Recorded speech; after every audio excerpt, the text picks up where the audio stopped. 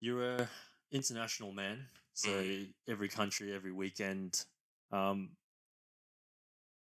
how have you found then yourself being that chameleon that we spoke of in London now? In London, well, I mean, London's very, very diverse, Yeah, and like people don't really ask questions. Like I think, they assume you're not from London. yeah, and even a lot of like English aren't from London either. Like if I look at my workplace, don't know if any, maybe less than 10% are born in London. Yeah, like Brisbane too. Yeah, yeah. So London's basically Brisbane. yeah, I mean, people just don't bat an eyelid whatsoever. Like some of the outfits that you see people, walking around in, like in Brisbane, they'd either get egged, yelled at, or Would have the something. balls to do it. Yeah. Whereas like people do it, no one does. No one even like looks. Yeah, So I think as a chameleon, I don't have to be a chameleon. You just are who you are in London. Have yeah. you ever experienced any racism? Like, I mean, yeah, racism Racism in in London. London? Because I mean, No. like, are they, like, I know, There must. There's got. There. I know there is. yeah, There must be, but I think it's not like to your face. like during the whole Black Lives Matter, right? Like in Mm. America, not they're like, I think there was like more like race crime. I think it was like in New York, but not just towards blacks, but it was like towards the Asians as well. Mm. So I guess like London being a big city, like I do wonder. I'm like, oh, are they like race? Like, is there racism like around there? Because I've never lived there, so I wouldn't know. But in Brisbane, I'm like, I think that sometimes I do experience it when I'm outside of, let's say, Sunnybank, where it's predominantly Asian. So I'm just curious to know whether or not you've heard stories, because you do have family friends who grew up there. Yeah.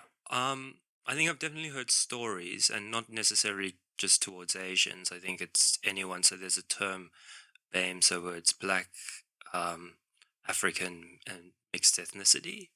And so it's just anyone that isn't white. But I think there definitely must be. Not that I've seen it, but I think the other thing is it's not obvious. It's in the way people act or what they're not saying that it's actually that it manifests itself. and that seems to be the commonality which talking to other Asians is it's not something said, it's not someone getting beaten up, it's the actions. The body It's the body language. language can be just as uncomfortable. Mm. I know. Maybe I've always lived in a bit of like La La Land, even in Brisbane, The because bubble. I don't. I never really thought of Brisbane. Can't talk about all of Australia, but Brisbane is particularly racist. I've always found that if you speak English relatively well, and you can make yourself understood, and as I think we said in the other podcast, if you're trying to assimilate and trying, that people will accommodate you. I think particularly in Australia, I've only really lived here, so I can't speak other countries, but that's what I see as well. And we've got to remember that English is the dominant language in this country, so there's probably an expectation that everyone needs to be able to Speak be it. confident in it. Yeah, Yeah. which is probably not good either. But Well, I mean, I'm not going to go to North Korea and only speak English, right? you know Firstly, I what's won't get really in, but what's really bad is I go all over Europe and only speak English. I don't. I really should try and at least learn hello and goodbye and thank you in whatever the local language is. But will they appreciate it? Yeah, they appreciate it, but the thing is, everyone understands English. Yeah. I'm pretty sure it's a part of their like curriculum to be able to speak English in Europe. So I don't think that it's a big problem for you going there. Yeah, no, definitely. But then you go to like the Nordic countries and they speak English better than all of us, and you actually forget that's not their home language. Yeah.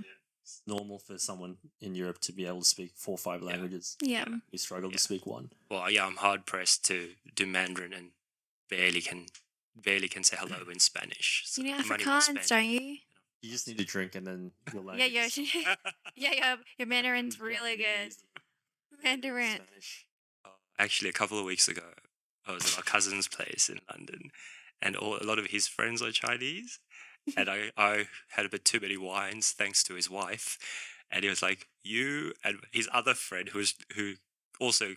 Well, I think she's Chinese, but doesn't really speak it. He's like, honestly, I was like, can you guys just speak in English? Because this is hurting my head listening to you to try and communicate in Chinese drunkenly. It's-